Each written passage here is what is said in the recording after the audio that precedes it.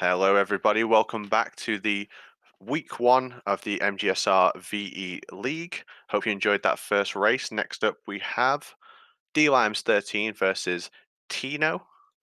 And I'll take us over to the screen now. Joining me for commentary will be the legendary Joseph Joestar 316. Welcome, dude. Yo, sup Apache, and hello to everybody tuning in. And I gotta say that last race was I was on the edge of my seat. It's insane. Yeah, insane. I'm still processing it, to be honest. But I'm going to take Yeah, us through to the next match now. yeah. So coming up is gonna be Dean Limes versus Tino. Tino, who is I guess not fairly new to the run. I mean, he's done it before. He was in the MGSR VE tournament that we had probably like several months ago. And then, of course, you got D Limes, co-host of this whole thing. Apache. I just want to shout out to you two guys for, putting this on together. And it's a lot of work. Glad to be running it. But yeah, so it's definitely kind of like a David versus Goliath matchup. But the one thing is for very easy. You really don't count anything out or count anybody out either. You have to All it take takes is every room absolutely seriously. All right, I'm gonna see if I'm gonna count them down and get them started.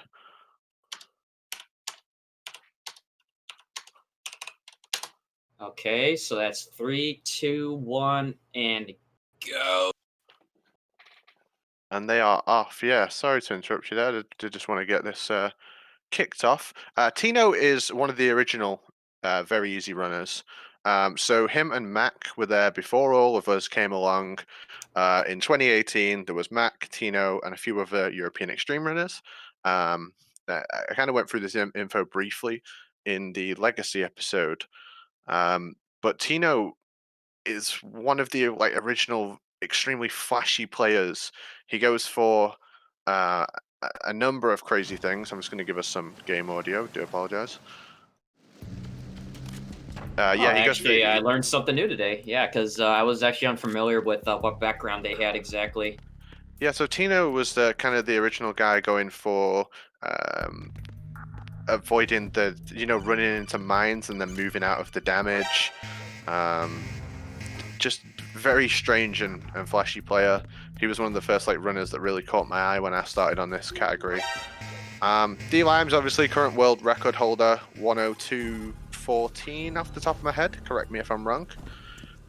Very consistent player for picking up 102s. He said he wants to get at least, I think he said 8 or 9 102s.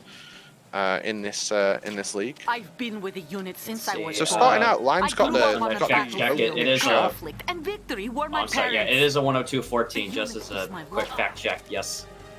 Limes is going to lose some time here because he got the shot where you hit her at the back, but he didn't get the second shot, and then she went into the cutscene. It's a left side shot opening. Tino missed one of the shots as well by the looks of it. Yeah, I think so. And now she's running back, so he has to wait till she gets all the way there and then runs all the way back. But he's recovered well.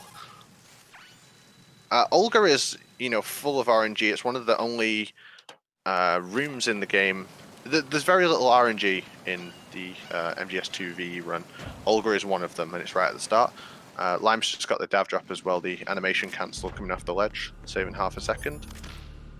And Tino did not, but he definitely went for it. If you see a player unequip the gun, they're mashing square to try and cancel the animation of coming off a ledge. But neither had a particularly good Olga. I think that's worth saying. We hoped to end the fight in 4 shots, right? And both of them ended it in 5.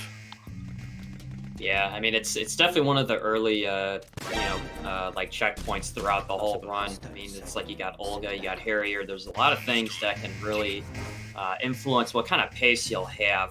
And with this race, it's even more apparent, just from having what should be like a straightforward fight, end up giving somebody what looks like, I think he's maybe got like a room ahead of Tino, but, we also have like guard rush coming up. We also have the holds, the pictures. D-Limes is very, very methodical in how he plays. He rarely makes, severe mistakes. Tino now that I know a little bit more about their history, no stranger to the game. But it looks like he's taking injury room a little bit safe. Okay, so he's going to drop down a level, whereas D-Limes just dropped from the top floor down. Use the iframes of the fall to cancel out either the kick or the gunfire from the guard. Shooter's radio just snap blocking to center. Doing a little bit of a swag roll to skip a cutscene. And I think Tino... I don't think he's going to be able to get that. I don't know if he actually went for that. He might just have to skip the cutscene. Oh, no, Tino. Let's I think see. my restream might be slightly behind yours, but if you... Oh, he missed the sensor! Oh, no. Oh, that... Okay, so what happened there was if you step a little too close to the sensor lasers, Otacon gives you the warning of, hey, you got to be careful. But that is very unfortunate. That is going to give D-Limes an even bigger lead now as he makes his way into the guard rush coming up. Yeah, you only get that codec on VE and Easy, I think. I think on higher difficulties, it just lets you walk into the lasers without a warning. So you can't stand too close, essentially. It's really unfortunate. He slightly missed it, thought he had it, as you do. Oh, Limes with a very nice opening to this guard rush if he gets that guard behind the wall. Let's see, it looks like he did. And He he's did. going USP all the way. Interesting. Yeah, USP And- causes the guards to die faster, which allows the extra guard to spawn in sooner. When you trank a guard, they have to lie all the way on the floor, and the Z's above the head have to begin coming in before they'll allow new guards into the room, essentially. Okay, now it's Tino's turn for guard rush, and oh, that guard got up to the left. That is I absolutely hate unfortunate. when that happens. Yeah, because now what's going to happen is not only can he not target them, but they're going to aim for the lights, literally. And, that's just a moment when you can't do anything. It costs you about, I think, maybe like a second and a half. Yeah, even if you manipulate your camera to see behind the wall and aim at the guard, they're completely invulnerable in that position. So that's why we don't move and try and shoot them. You literally can't hit them. All right, so D-Lime's going to go for the hold-up. Safer to do. There is the domino roll strat, which you just run into the whole row of guards. It's very dangerous. Oh no, Tino, he missed the shot on the projector guard. Oh no. The projector guard in Hold 1 is absolutely terrifying. Every time you go for it, especially in races, you have to turn perfectly. You're free aiming. You're using like L1 and square to run with your gun up, and you have to just free aim, turn for the Marine by the projector, and it's intimidating. Yeah, I am personally gonna skip it. I just don't. It's just you got to get the right turn and the shot to go together. It's very sensitive with very little room for error, and so he's gonna do the domino roll strat. Whereas you could see he just kind of, gave a nice little congratulatory tackle of like, hey guys, I'm here. That was a nice recovery in Hold 1 and 2. Limes went for safer in both, so he did the full punch kick buffer before he equipped the camera to do ladder glitch.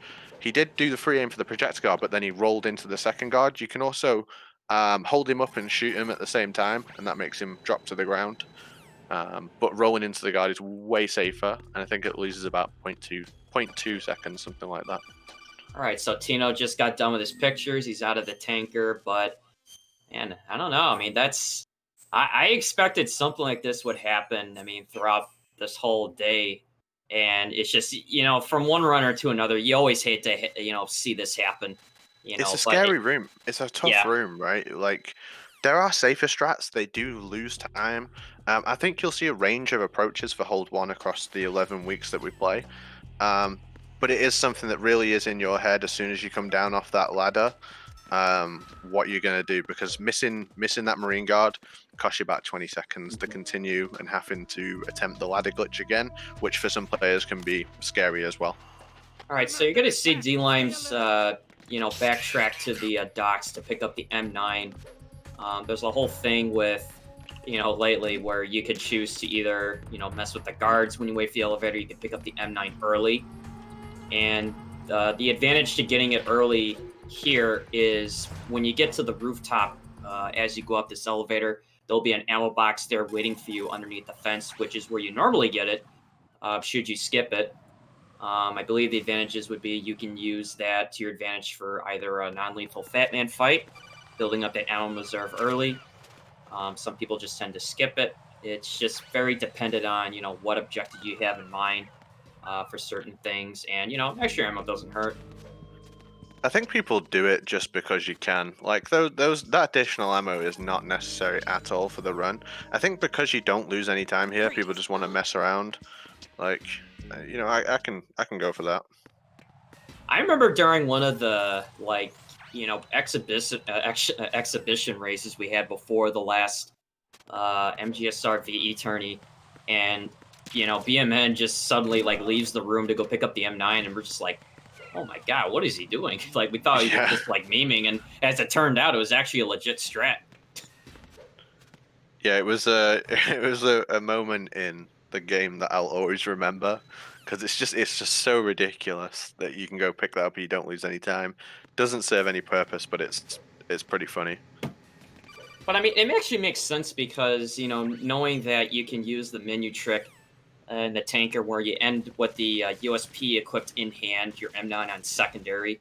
And so acquiring that M9 early with that menu trick, you can equip it sooner. You don't have to menu it in here, and you get the extra ammo. So really, you're not really at for a loss, when you Yeah, do it's this. just additional stuff for no time loss. Yeah. Um, Limes' movement is looking really, really nice, by the way. I thought that from the strut A roof all the way to here, really precise and tight lines. And he started doing this strategy where he holds up the gun, so he can see exactly what direction he's taken. And I've seen him doing that just in the last week, so Here, I maybe always that'll be thought something new. he just did it for memes, where he just like holds the gun like going into a door to the next room. I think it's a bit of both. I think it's a bit of both. I remember when I first saw him do that, and I actually asked him, "Wait, is that actually like a time save?" He's like, "Nah, I'm just doing that for fun." He says that. Yeah, it just doesn't want to give it away. But you're right. It's just one of the things that I do kind of respect him is that he really does have great movement, and then even other things unrelated to VE. But like he is really, really damn good at the race. Like that's just like if there was a home for him in this game, it would definitely be the race. Unfortunately, with VE, you only fight 3 of them. In European Extreme, you're fighting 20 of them, which to him is like a paradise. I mean, He because wants more. He wants more. yeah, I mean, He's there's like, give me actually 40 rays. like I think there was a thing where I was like, "Yo, BMN, could you actually make a mod where you can have like an infinite race thing, like a horde mode, which would be like, oh man, dude, like I don't think we'd ever see him again." Some say he's still killing rays to this day. Yeah, but I mean, it's another thing. It's like people have contributed a lot to this game in multiple categories and difficulties, and but yeah, so they're just making their way through. What is it, Strut?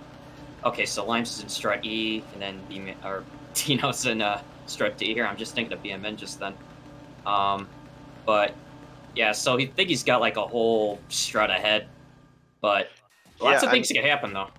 this is kind of like his playground as well. There isn't that much time to be lost and gained, in each room, like, DE bridge. There isn't that much you can do differently. It's just these, like, when you have really precise and nice Oh, that movement like cartwheel. Limes does, yeah, it was really clean.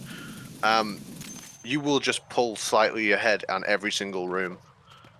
And I think that's what's scary about him, because you'll do like a really mundane section of the game, and then you'll look at where he is, and you think, how is he so far ahead of me? Very, Well, very tough opponent. yeah, because like it's for some it's like they might underestimate what VE actually has to offer in terms of a challenge, and the big lesson with running this is just learning the efficiencies and mastering them, and everything down to movement to menuing when you make your turns, your cartwheels, answering codex. It's really remarkable on what's involved. So let's see what Limes is going to do for the EF connecting bridge. I think he's going to go for the So pickup, clean. That and was he so did. nice. Dude, that makes me nervous every time I see somebody go for that. But that was really nice. All right, so now it's going to be Dino's turn or Tino. What did I say, Dino? It's all right. It's going to be a long day, folks. Just cut me some slack. But that was a really nice coolant rise from both runners. For those wondering what the coolant rise is, it's when you're in first-person view while using the coolant. You press R2, tap X, and then unequip R2 a second time. And what that does is it bypasses the rising animation from when you're laying down to standing, hence the coolant rise terminology. You'll Yeah, see it's this because again. with the coolant, it forces you into first person view, and it has its own stand up animation, which is slower than the other getting out of the prone position animations. For some reason, if you begin to stand up while holding the coolant and then change it, just immediately makes you stand up in one frame. So we use that a lot. And of Yeah. course, in the strut A, we defuse the bomb from the back. You have to get in a very specific location to do that. That was super clean from Limes. Very, Yes. very clean. Yeah, like you have to be standing like as you cross the first set of pipes, you're hugging the second one on the right side of the screen. It can't be a half a step over to the left. It's a very specific line from when you're trying to defuse the bomb. Tina's But fallen into the strut F bomb.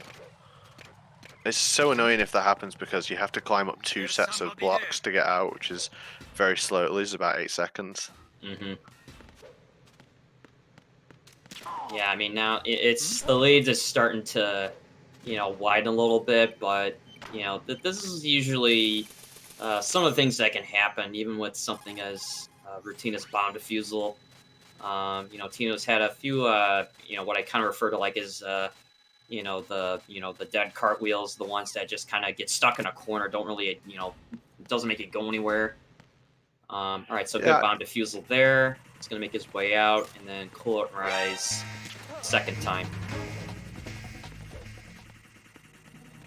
So both of these players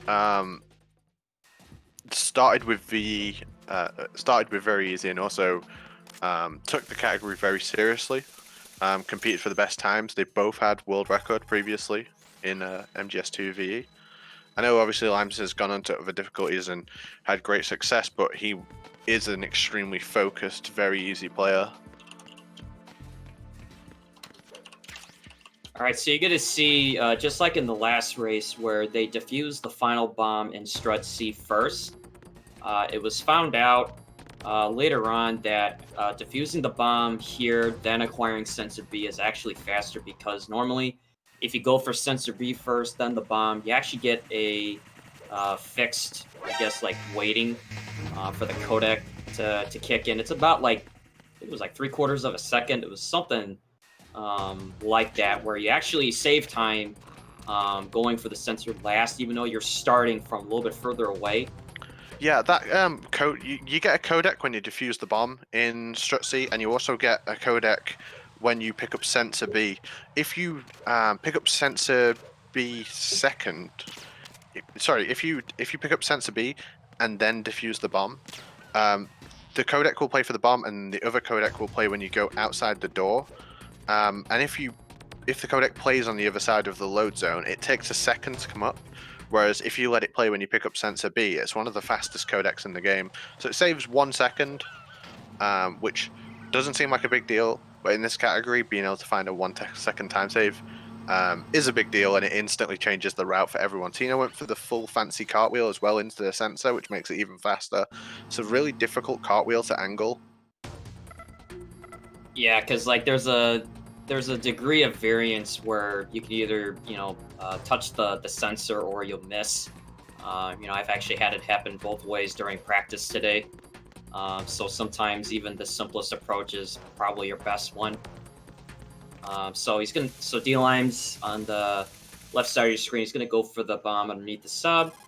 Looks like he's got it. And I gotta tell you, when you were doing your race with B-Man, like you were so close to that edge of the water in the docks. Like even dlimes would say, it was like, "Oh man, I don't like this. This is scary." And I was just, I've been testing it. As long as you're turned far enough to the right, you never go in the water. It's to do with how much you face in the water, like directly looking at it in the coolant. Hey, nice setup from Limes on Fortune there. Yeah, so you're going to see him do a 3-punch buffer to the right, which is going to put him in a very specific spot of the room, which is going to make Fortune blow up the forklift immediately, minimizing all the dialogue she has to offer, because there's a lot in VE. And the misconception is, well, you can't really beat her, so it's an auto-scroller where we're waiting for a timer, right? Well, actually, that's wrong. There's things that people have found out with this, even though, yes, you can't fight her, but you can actually speed this up by first blowing up the forklift, followed by the cardboard boxes in front, as well as the 2 golden barrels, which are on the left and right sides of the room. Unfortunately, those are only destroyable by Fortune's railgun. You cannot use your own weapons or explosives against them. Remember, I believe it was Platonic Guy that was testing that on the dev save, where he was trying to see what was possible, and as it turns out, I guess the railgun is the only thing that can destroy them. But by doing so, what you're doing is you're minimizing her script, where normally if enough time elapses, she will shoot the barrel on the left, barrel on the right, then she'll shoot the ceiling several times, but we're just kind of minimizing that work for her. But yeah, nicely done on Limes, and now Tino's Yeah. going to be doing the same.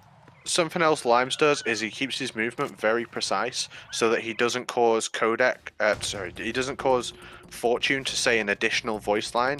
While she's doing that additional voice line, the elevator can't actually come down, and the elevator, once you get the little cutscene for the elevator coming down, that means the fight's going to end in a set amount of time. So it's a mistake I made in my race with B-Man, is I caused that additional voice line. So you've got to watch out for that. I don't think I saw dlimes pick up a chaff. He doesn't. He's going to go completely chaffless. He purposely doesn't get the chaff grenades. He just takes a really nice line around the claymores. So he's going to little cartwheel delay there. It's actually surprising, but I mean, it just goes to show how easy it is to get stuck in those corners. Now, I think he already picked up the mine. I've been watching, and that's one of the only bad ones he's done. And as we know, cartwheels, they don't save very much time at all. I'm sure Lime's talked about this, but cartwheeling into a wall loses about a full second. So, and it saves you 0.055. I don't know how many digits it goes by if you actually succeed every cartwheel. So it's half of a second every time. I mean, there's moments when you need to do it, but yeah, that's definitely a spot that I personally don't like in Strut F, is that corner. Limes it looks like the perfect setup for fast bomb. Oh my god, that was excellent. It's a very specific line to make yourself cartwheel into prone where you can get the fast bomb on the heliport. That was found by PGSD accidentally. We were just watching his stream and we were like, hey, what was that he just did? Yeah, I mean, again, it just really goes to show what people find over time, whether if it's intentional or just by the occasional, oh yeah, I just happened to do this. Sometimes they're just completely on accident. All right, good Fat Man fight. Yeah, really good. Not good RNG, but all fast bombs and killed Fat Man quickly. He didn't have the worst RNG. He went southeast. What do you consider worst RNG? I consider it west. I think it's when he goes left and around. Yeah. The one where it's because the problem is when Fat Man gets up after being shot down, he has iframes for I want to say 3 to 4 skating paces. So every time he skateboard or he skates forward, you cannot actually damage him or knock him over. You want him to go straight down for choice 1. Choice 2 would be down and to the right, which is what dlimes got. And then the worst one to get is when he goes left and around, and he usually goes southwest. Puts you really far away. You lose a lot of time just chasing him. But let's see what Tino's going to get. So I think he got both fast bombs to start. And Fat Man's going to go down or actually he's going to go straight right. So almost kind of identical. The target lock. Oh, I hate that. All right, so I think he snapped off target a little bit too early, so he had to squeeze in that last hit, and now he's gonna get the last bomb. But oh man, this is I don't know. I didn't expect this with Fat Man. They really had identical movement almost. They both went to the right. Yeah, all fast bombs as well, which is worth about I think it's 0.121 second, 1.25 seconds for a fast bomb compared to a normal bomb defuse. So getting all 5 seconds, it's big. And, you know, Lime's going to do something mad here. He's going to do a Claymore strat, I believe. He's going to hold the elevator open by exploding a Claymore inside the lift. On very easy, the alert clears quite quickly. When you're in evasion, as long as you're still in the guard uniform, you won't be spotted. You just look like a normal guy to them. I mean, normal is kind of subjective. I mean, with what he's doing, but go on.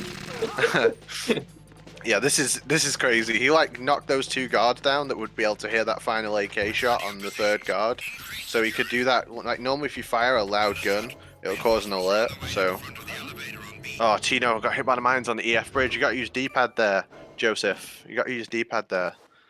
Oh, this is really rough. You can't get across here like this. If you get shot once on the panels, yeah, no, you can't go for it. You literally can't go for that.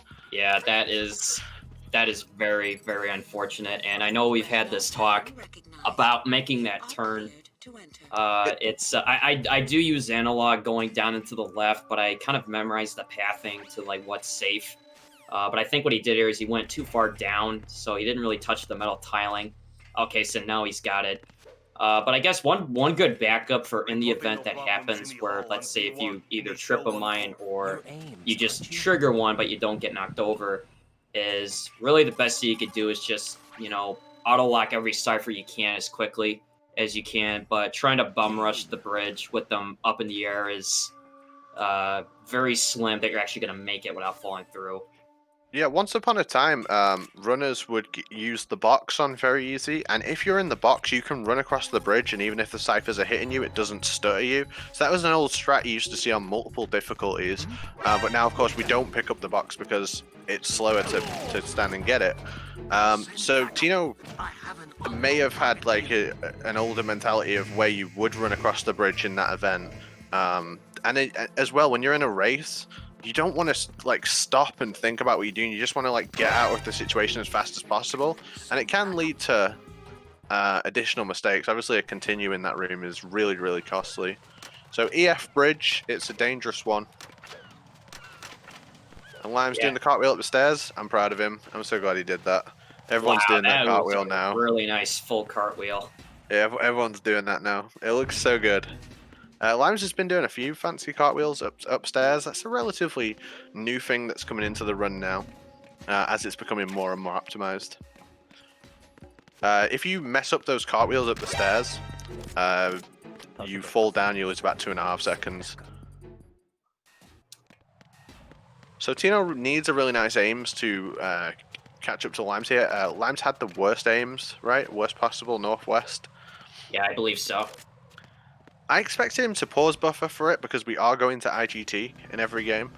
So a legitimate strat for finding aims would be pause buffering. Oh, there we go. South, east. That's a decent aims. That'll save him 5 or 6 seconds.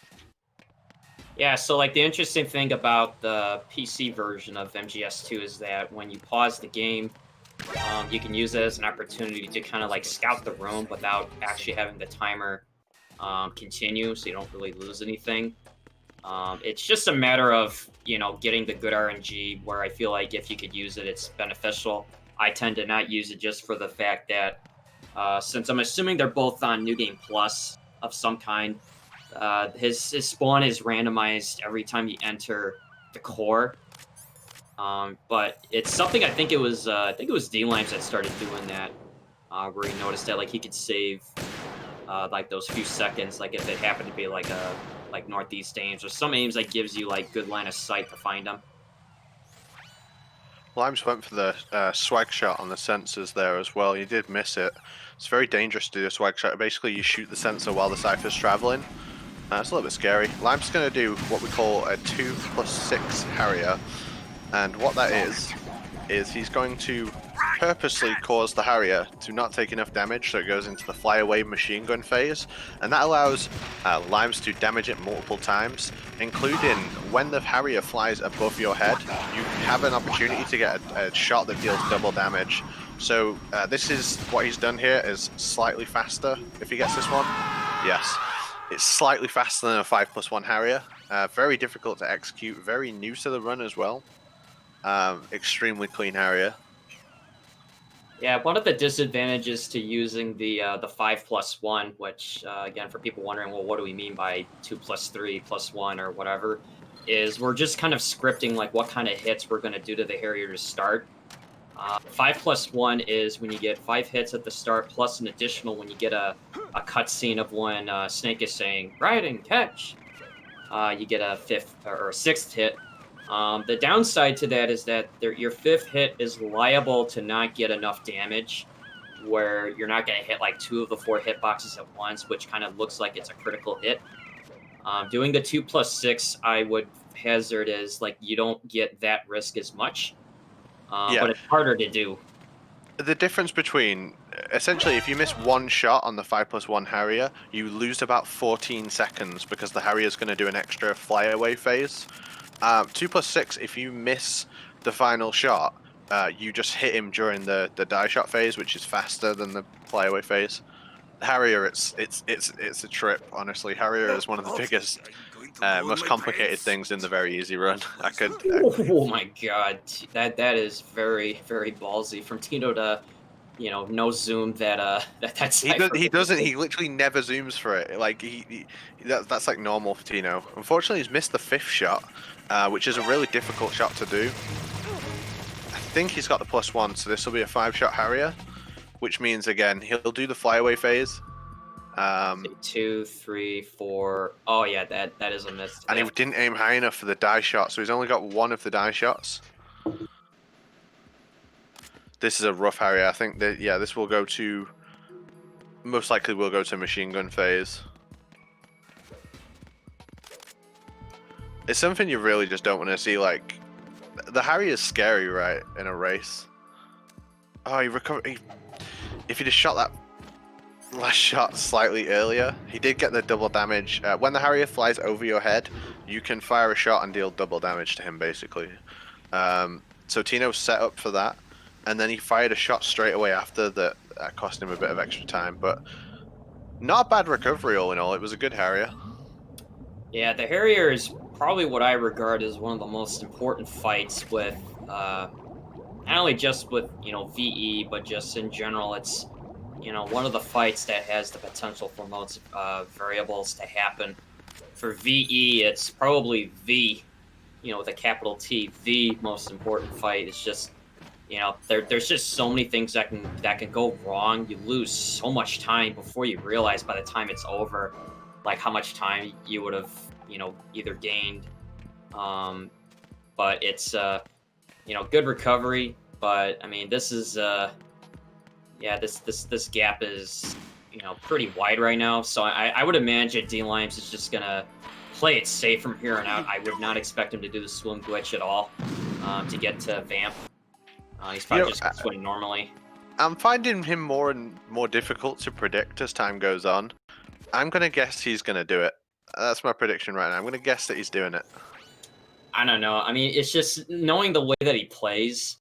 It's not like he can't do it. He could do just about anything, but it's just he also he's very strategical about like what he does. And if he realizes that if it's a risk that he doesn't need to take, then he just won't take it.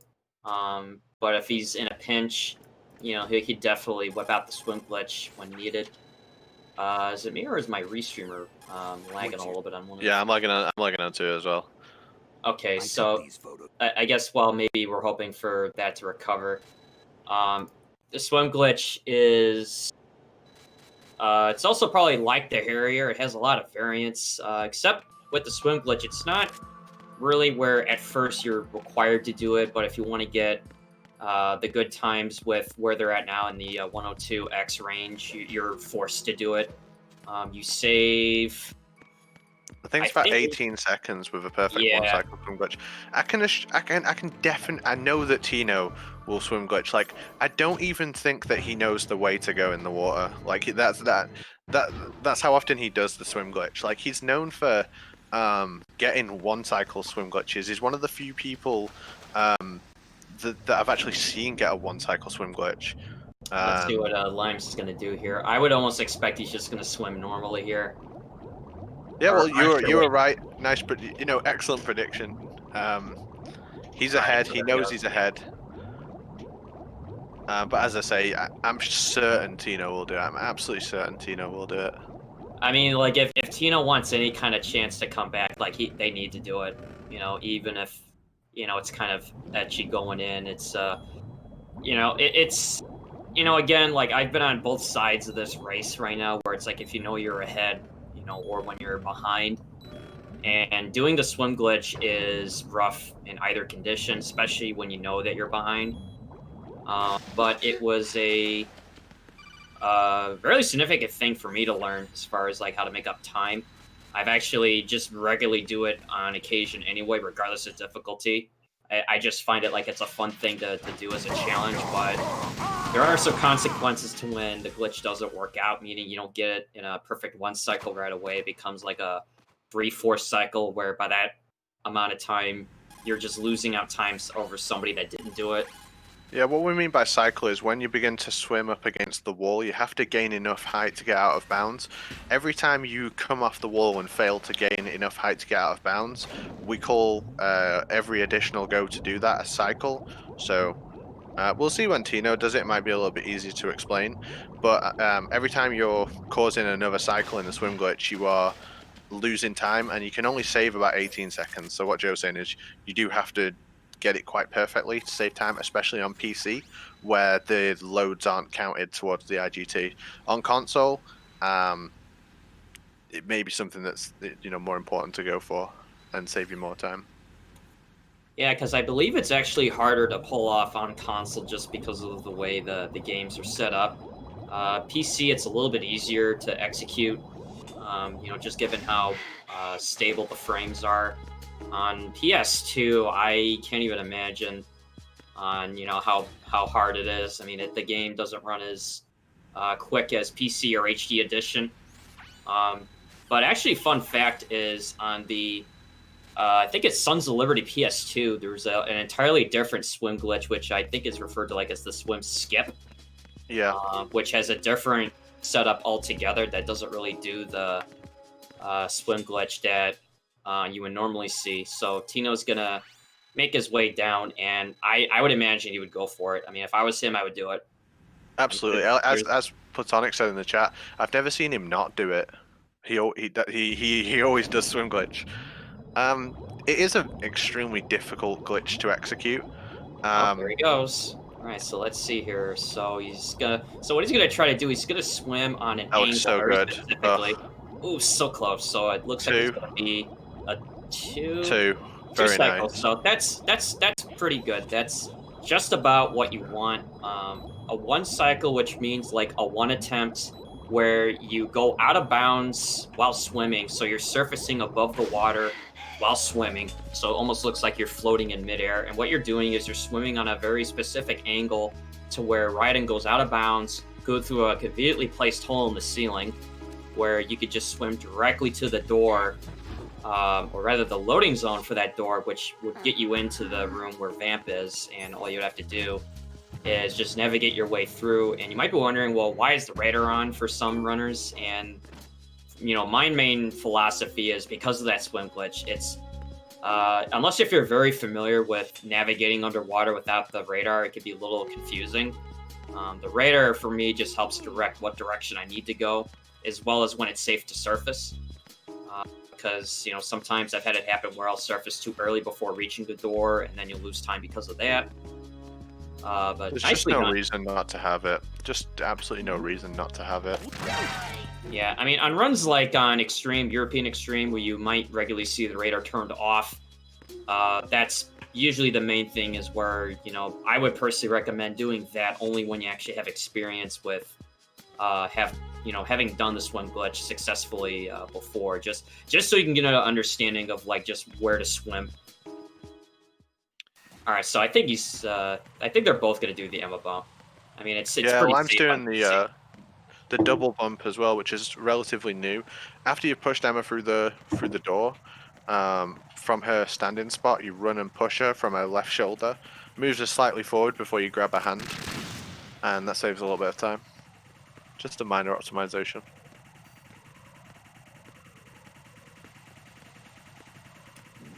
And putting out the fire as well with the coolant.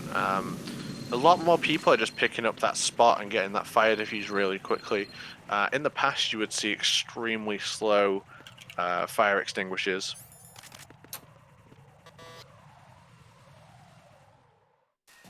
Lime's doing a menu to his AK there because he's going to use it to take out these 2 guards.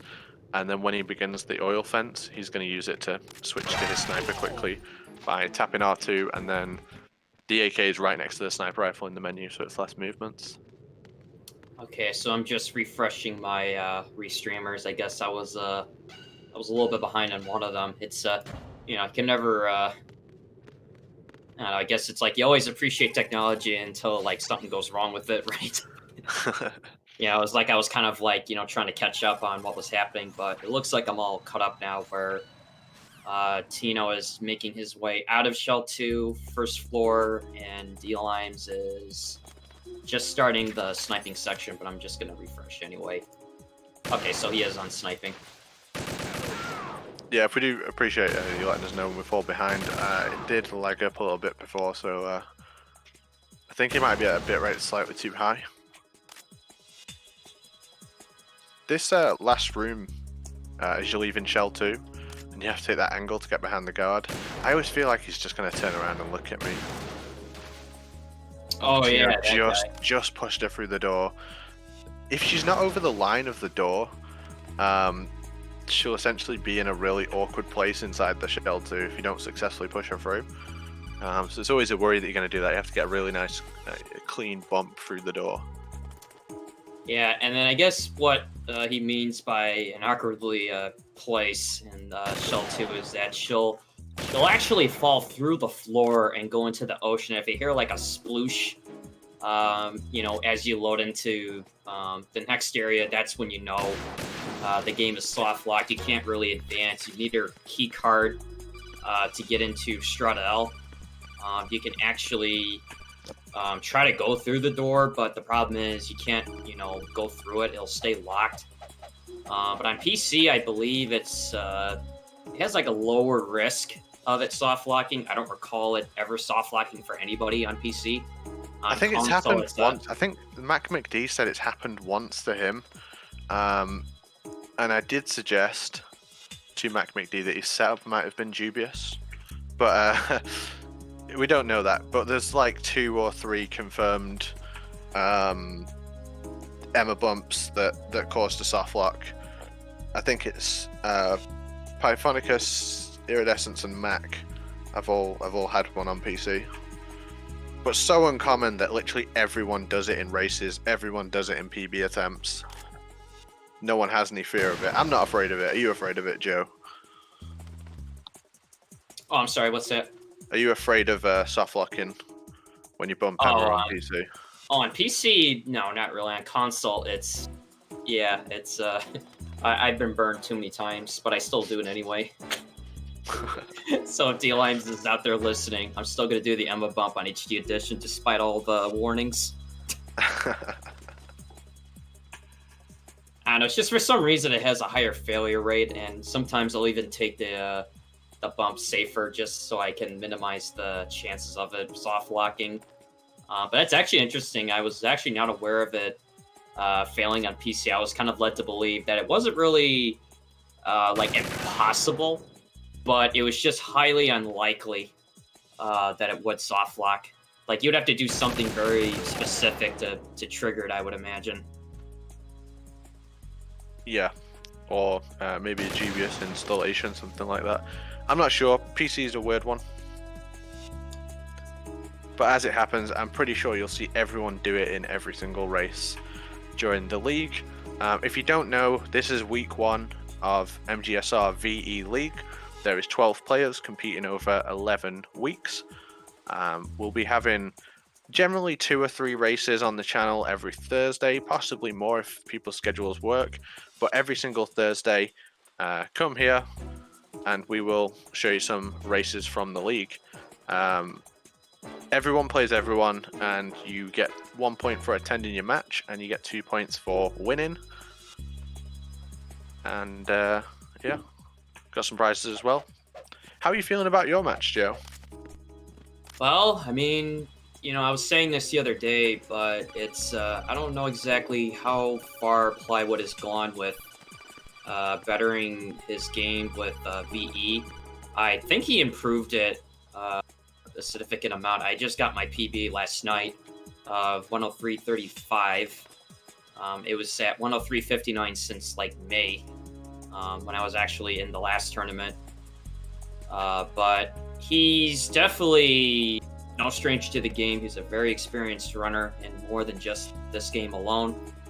But what I try to tell people is not to really worry so much about what the other runner is doing, but rather focus on your game and, recognizing the risks, the potential like RNG curveballs, and especially, and I'm going to borrow this from dlimes, but know your backups. Oh yeah, You'll never know when you'll need them.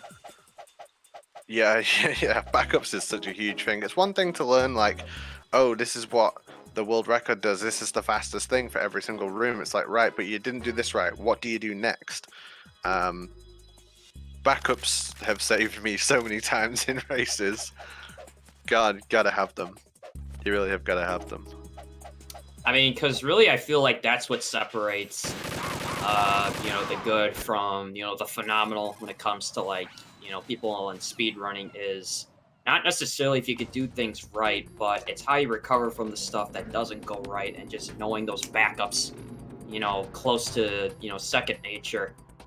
Because sometimes I've had it happen to myself where something completely random happens and I just don't know how to fix it on the spot, and then you just tend to panic, and it just leads to a slope of mistakes. And you hate to see it happen, but it's really part of what helps you in categories, especially as something as optimized as VE.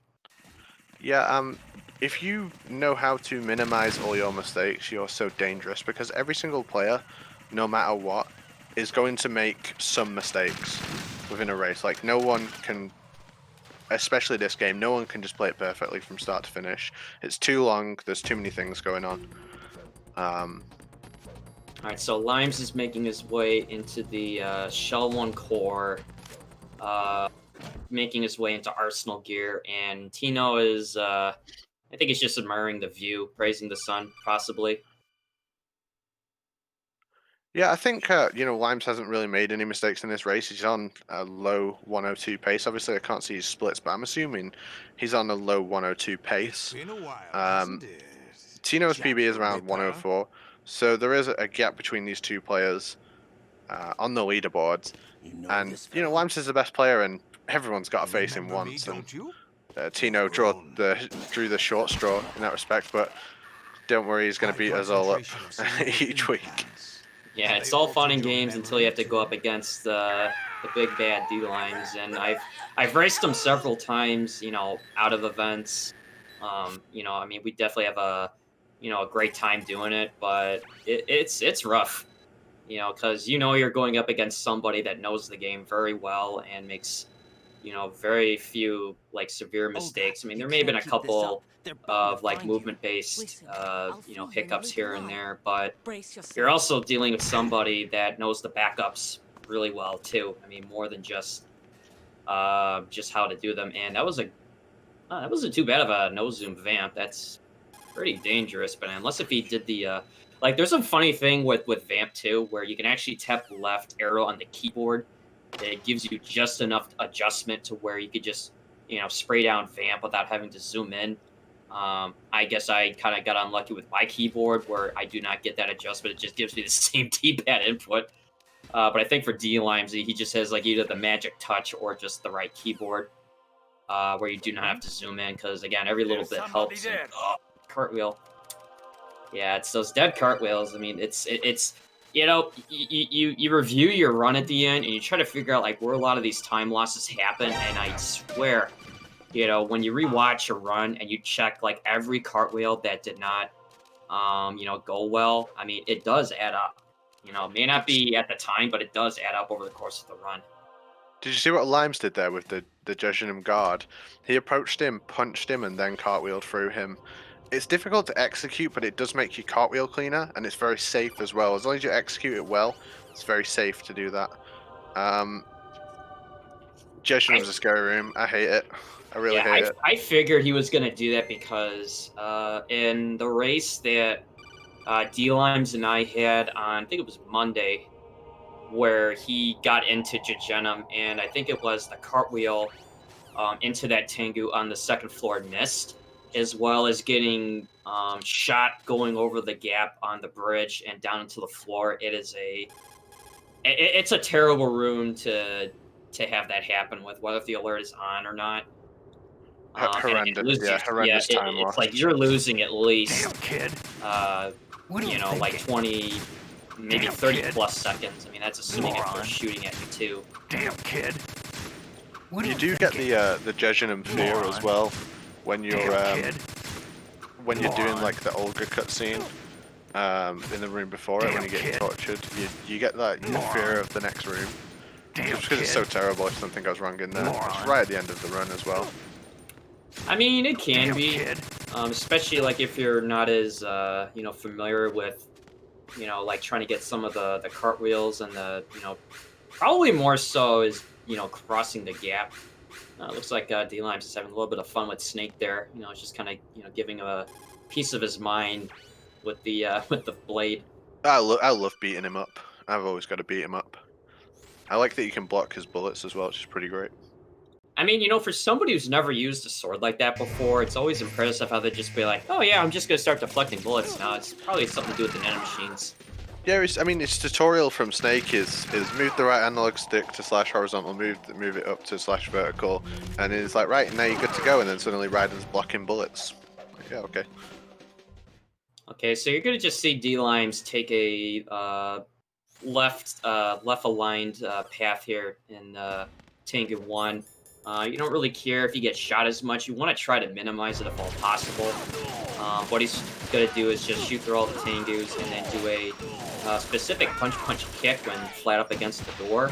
And on the kick sequence, as you let go of the first-person view camera, it will allow you to clip through the door and then skip the entire fight. It's pretty neat. This position that Limes has taken up for Tengu 2 was introduced to the game by the runner Beswick. You may have seen him in the chat. Beforehand, we used to stand and face the spawn directly, but if you go into this position, the guards are less likely to jump down at the middle, and when they jump down, they get invincibility frames. So you want them to run left and right because you have more chance to hit them with the stinger. It's also quite a good spot to give the stinger more chance to fly up to them, and it can hit the spawn and it can hit them while they're on the walkway as well. That was like a really fast Tengu too.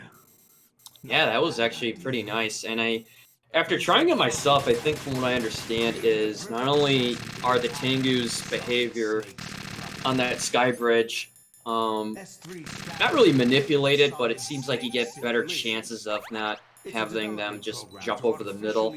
But I feel like you get a better trajectory path with the Stinger missile itself. For sure, yeah, 100%. You do. Because I've noticed sometimes that. if you aim off of the spawn, which is the dead center of the room, and you're trying to shoot up and into the next little room with the railing, sometimes it'll just fall short, or it just will not hit them, or hit them during an iframe sequence. But with aiming on the janky angle, I guess is what I call it, it gives you a more favorable path for the missile to land in the room, killing one, and sometimes two if you get really lucky. Yeah, I mean, people did mess with that room before Beswick came along, and no one could really find a position. And then, Beswick just posted time one day, everyone's watching it, and like, wait, what the hell is this position? And at first it was considered that it was a more safer way of doing it, but it wasn't faster. But it does tend to come out with really fast times as well as being safer. Yeah, it looks like D-Limes is having fun while listening to Solidus' speech.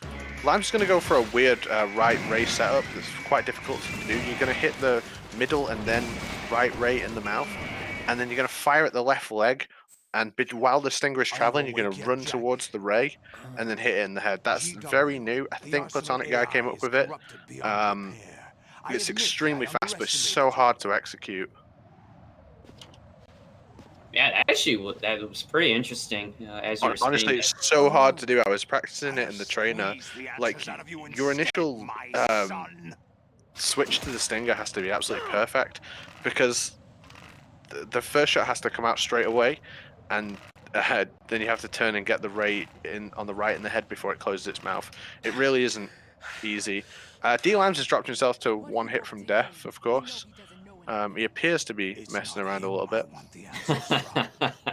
Oh, I'm just laughing because, like, as you're saying, I was like, yeah, he just likes to do this in races. I don't know why. I mean, I think he just realizes, he's just having fun. I might as well just do it for memes. Yeah, he kind of messes around, but not really things that will lose you time, unless, of course, you make a mistake and accidentally die on very easy torture. That would be interesting. I don't think I've seen that before, unless it was done on purpose.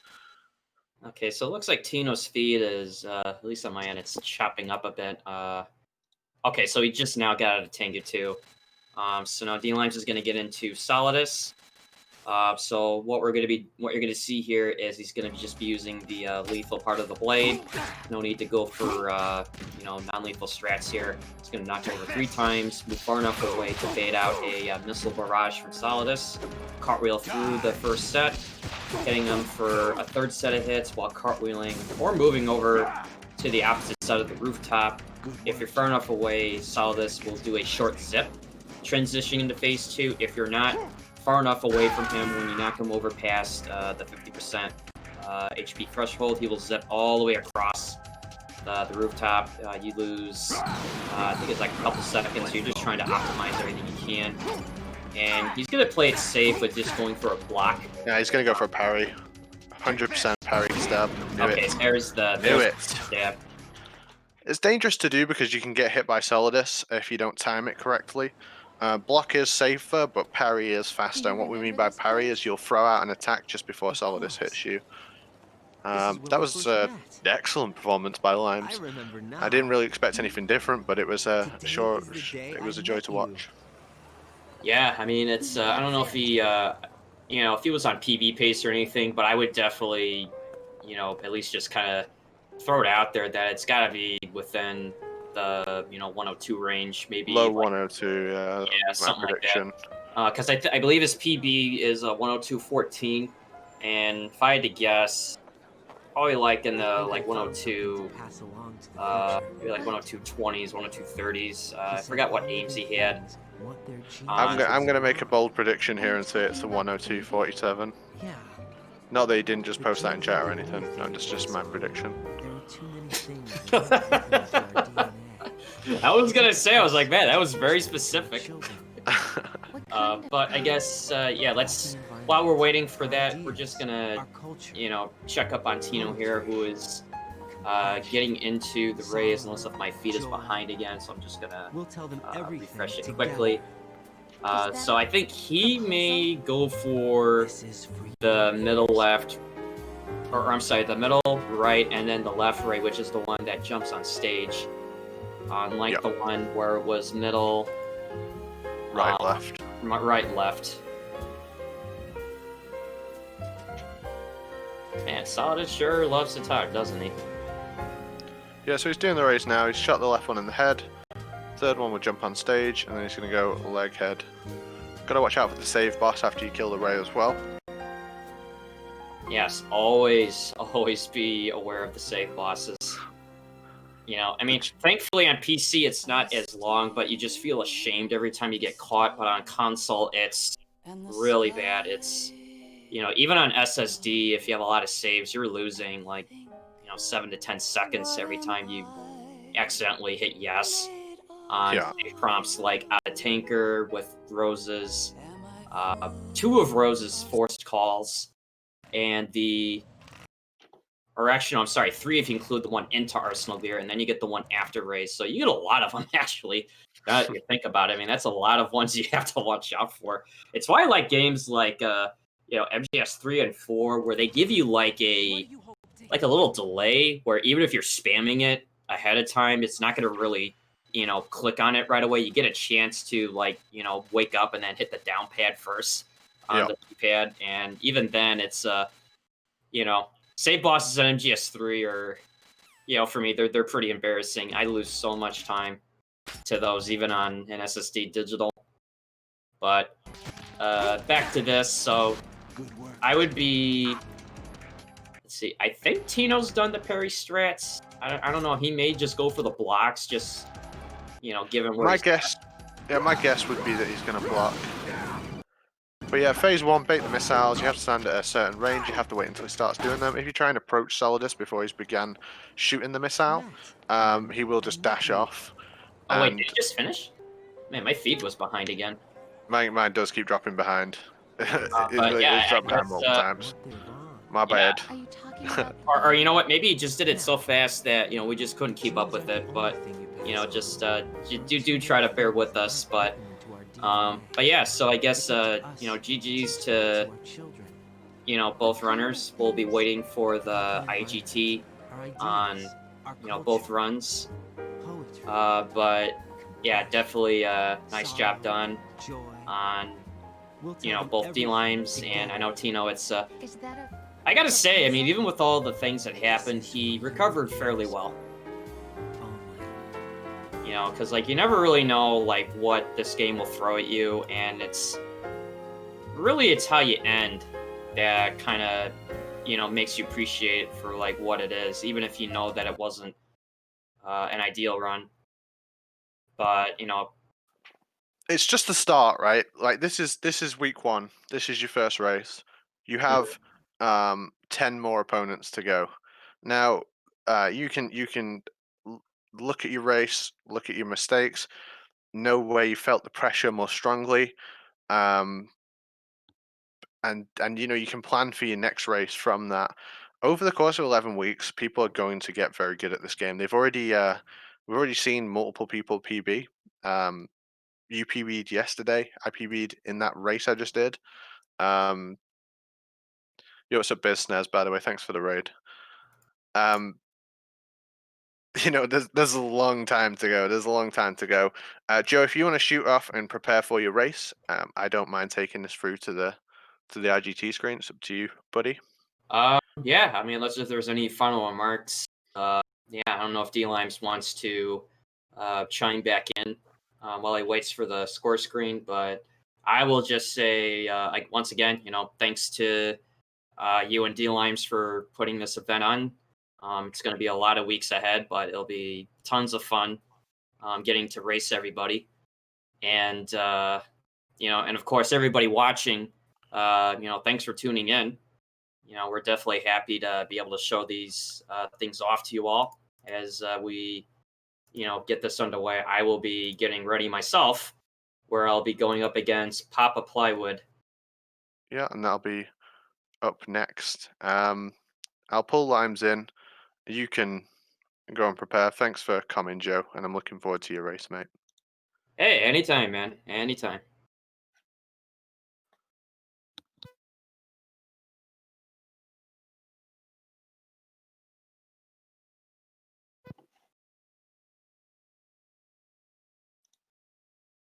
And hopefully I can get D-Limes in Hello here there. now. And here he is. Welcome, D-Limes. Hey, Congrats on your race. thank Excellent you. performance. I'm not sure where your mistakes were. It all looks pretty clean. You didn't go for swim glitch. I'm assuming that's where you lost a bit of time against your splits, but still. Your first 102, did you say you'd get 9 or are you going to get 11? How many 102s are you going to get in I V think I'll League? get eight. I think I'll get 8 or 9. I think I'll get 8 or 9. I don't think I'll get 11, but I think I'll get 8 or 9. That's a lot of 102s. But I thought about swim glitch. I was about 11 behind at the decision, and I didn't think it could make up 11. So I'd rather have the 102 consistent. So, like if I was like 2 or 3 behind, I probably would have went for it. That makes sense. That makes sense. And like, were you watching the race while playing? Of course, I always Yeah. do. I was glued to it. So I was watching that more than my own screen sometimes. That's why I cartwheel into a wall and press select going into the water on accident. And yeah, so It happens, right? You have to pay attention to every single room. It's tons of like micro things going on. yep, Um, but for yeah, really sure. So enjoyable race to watch. yeah, shame about Tino and some mistakes, but I mean it happens in races and internet happens as well. We get that. So He had some but really strong parts in his run. Like it would have been, a huge deal for him to beat a 102.47 because obviously that's much faster than his PB. I don't think he played as well as what we expect from Tino. Does that make sense? I think he's yeah, capable of a lot more, and I know as the weeks go by, he will perform better and better. But he oh had yeah, some really, really good, strong bosses. He had some really nice areas. yeah, Ah, for which sure. one? Tino is definitely a talented player. He's definitely capable of getting 103s and even 102s if he puts the grind to it. So I definitely look forward to how he'll progress during the season and see if he can maybe get a PB or something. Yeah, I think he definitely will. There's no chance of him not really. But yeah, hold And on, right? I saw you took the guard out with the projector marine guard with the quick shot, and then you mhm, rolled into the guard, the second guard. I do that as well. It's so much safer, right? it really is at the cost of a tenth of a second, which really not because you usually kind of walk over the guard anyway. I think it's kind of even. And just as I said, 102.47. Yes, that's the current lowest time. Um, it was a good performance. Yeah, I was fairly happy with it. I got some of the complicated cartwheels. I got the meme Harrier, and I got the new Rays and the new B2 as well. So it was pretty Yeah, nice. the Claymore strat in B2 was something. Um, I don't think you can call it a meme Harrier at this point. I think if you learn it well, it's a very strong Harrier. I mean, if you fail that last shot, it's going to go into die shots, which is faster than the Harrier flying away if you miss the any of the 5+1 shots. So Yeah, I I call it a preference Harrier, and that's what I'm most comfortable with, just because I've been screwed over by low damage 5+1 way more than I can count. So I get this more on a consistent basis. I'd rather go for a little more consistency um than the alternative. So yeah, that's going to pay dividends in a race as well. Sometimes when you have two players with a low variance between them, you're just waiting for the other one to make a mistake. It's like who's going to make a mistake first, and that's what it can come down to. So if you have really consistent and fast strats as well, that's going to benefit you a lot. yep, for sure, for sure. So but yeah, we're just waiting on Tino to finish up here and get his score, and then we'll get ready for the nightcap. Papa Plywood, Joseph Joestar. Should Yeah, be should be a good I'm one. so excited for that race. I really am looking forward to it. Um, we'll talk more about that as we get into it. We'll just let Tino finish up here. Funny thing is, I had to do kind of a backup into Jenem. I had to punch the guard. I still I, golded the split though for some reason. I thought that was on purpose because it gives you a cleaner cartwheel. Because you can sometimes like cartwheel against the wall, right, instead of hitting that guard. As you approach the Yeah. judgment guard, if you punch him and then roll through, you get a way cleaner roll than if you roll into the wall. So that might be where the time save is. I thought that was faster and you did it on purpose. No, I did it as a backup. I always just go for the straight cartwheel, no punch if I think my timing was good. I thought my timing was a little sketch, so I just decided to play it a little safe. I like it anyway. I'm gonna experiment with that. I think going safe if you know you're ahead in there. If you know you're ahead by a good enough margin, going safe in that judgment can take the pressure off. For sure, for sure.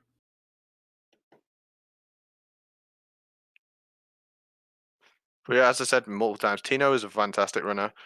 He's one of the people that really inspired me when I first got into the game. Um, you're the monster in the league, and you're not who you want to go against, really. Everyone's got to face you once, and it was Tino's turn today.